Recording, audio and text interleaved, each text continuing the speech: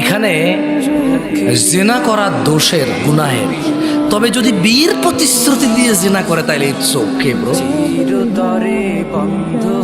It's okay, totally fine. But বিয়ে করবে এটা বলতে হবে, প্লিজ প্লিজ প্লিজ প্লিজ। কি বলতে হবে যে ওগো ওগো ওগো প্লিজ বলো বিয়ে করবো বিয়ে করবো, তাহলে জানা করবো। ছেলে বলবে কোরআন ছো কোরআন ছো কোরআন ছো, প্লিজ প্লিজ প্লিজ কোরআন ছো, আমার ছেড়ে যাবো না প্লিজ, বলো তওবা তফসি কানে দর্শি আজীবনে করতাম না, কোরআন মাথায় নাও মসজিদ ছো। এরপরে আবার ওই যে এখন ওই যে বাংলাদেশে যে জাতীয় মসজিদগুলো বানাইছে না প্রত্যেক জেলায় জেলায়, মসজিদ মডেল মসজিদ, ওখানে যে আবার ছবি তুলে বলতেছে যে ওয়াদা করো ছেড়ে যাবো না, লাস্ট পিক। ওয়াও, মসজিদকে সাক্ষী রেখে বলছে যে বিয়ে করবে, সো ইউ এখন জানা করতে পারবে।